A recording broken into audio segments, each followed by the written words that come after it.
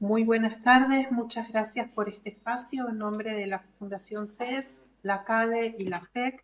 Por cuestiones de tiempo no nos detendremos aquí en los detalles sobre la pretensión de esta ley que estamos discutiendo y el DNU de producir transformaciones que permitan reconfigurar las relaciones sociales, económicas y políticas en la Argentina de toda la población y en particular de niños, niñas y adolescentes y otros colectivos históricamente vulnerados, para establecer un orden que cercene la participación democrática, que libere de toda regulación al capital concentrado, sino que pondré el foco en la agenda educativa.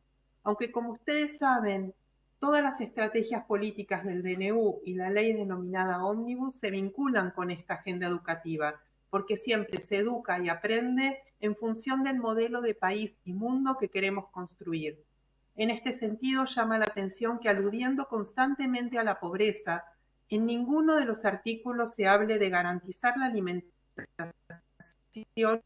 y la canasta educativa al conjunto de la población en esta situación, ya que afectan directamente el derecho fundamental a la educación, además, por supuesto, de otros derechos esenciales. En particular, nos mueve la convicción de que se necesita un mundo donde todas las personas sean incluidas sin distinción, se cuide la tierra que nos aloja y se distribuyan los recursos para el logro de una vida digna. En síntesis, un mundo donde el ser humano sea el valor central.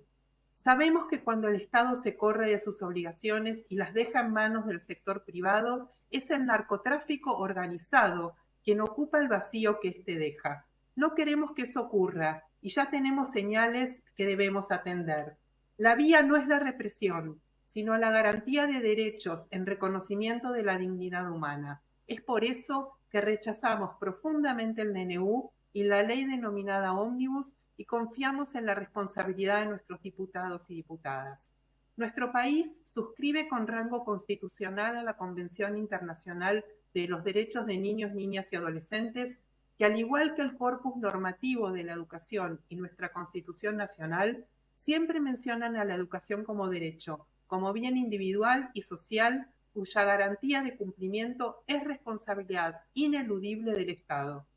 El conjunto de artículos que acá se discuten transgreden esas garantías constitucionales y las normativas internacionales a las que nuestro país, aún con sus dificultades y deudas, ha hecho el esfuerzo por garantizar.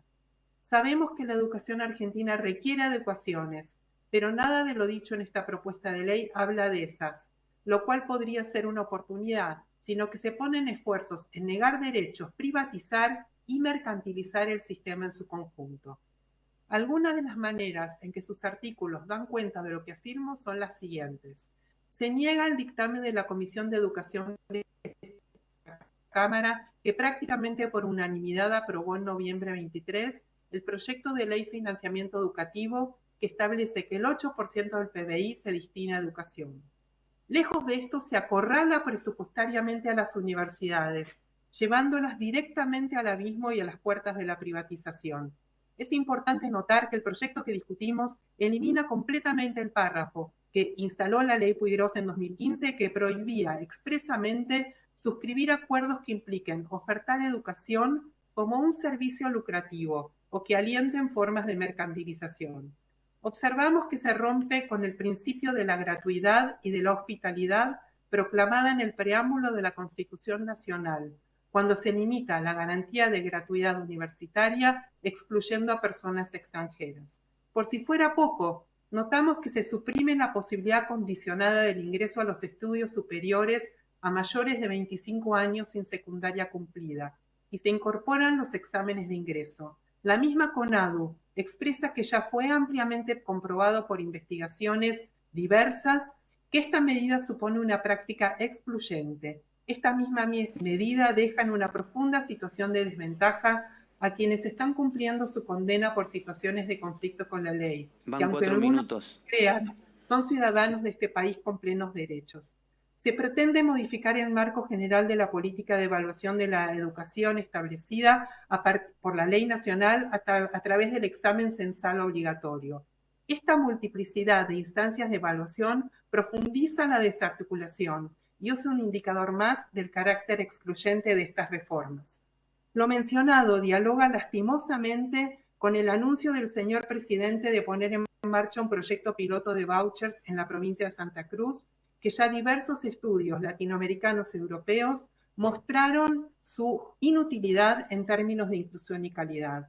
En sintonía con todo el plan, se colocan las cooperadoras escolares en lugares de agencias de recaudación, cuando tienen la misión de promover la participación de las familias e involucrar a la comunidad educativa. Hay una diferencia muy sustantiva entre organizar actividades de kermés, feria de platos, que recibir donaciones a cambio de publicidad, carteles o anuncios en los establecimientos educativos que generan un grave conflicto de interés y un desvío de los sentidos de la educación. Nuevamente vemos que se confunde libertad con abandono, privatización y negación de derechos. El proyecto de ley plantea la posibilidad de la virtualización de la enseñanza. Con la pandemia aprendimos que el rol docente es irreemplazable y requiere saberes y metodologías específicas, y por eso hay una formación de nivel superior, que muchas actividades pedagógicas necesitan de la presencialidad. Y además, ¿cómo se podría poner esto en marcha si se planifica de financiar el equipamiento informático y en Argentina no hay conectividad garantizada? En Argentina faltan espacios de educación y cuidado de las primeras infancias, escuelas y aulas de nivel secundario. Nos preguntamos, si no va a haber inversión en infraestructura, ¿y serán los sectores privados quienes generan obras públicas, como mencionó el señor presidente? ¿Cómo se garantizará el derecho a la educación obligatoria en nuestro país? Este cierre planificado de bibliotecas, museos y espacios educativos y culturales y comunitarios, y la falta de ofertas educativas, junto a todo lo que estoy mencionando, nos conduce a un país con altas tasas de analfabetismo, donde solamente una élite es la que accede a la educación y el resto formará parte de las distintas formas de esclavitud moderna. Finalmente nos preocupa el artículo donde confusamente se habla de la necesidad de modificar la carrera y condiciones laborales docentes, pero no se aclaran qué ni cómo. Esperamos que no crean que vulnerando los derechos de los profesionales docentes se logren mejorar la educación en Argentina y eliminar la pobreza. En síntesis, el proyecto de ley que acá se discute busca sentar las bases de un nuevo orden social, del cual se benefician unos pocos actores económicos en desmedro de los derechos de toda la población y de las posibilidades de desarrollo soberano con justicia educativa, social y ambiental. Muchas gracias. Muchas gracias, Marcela Bron, de Fundación CES. Seguidamente.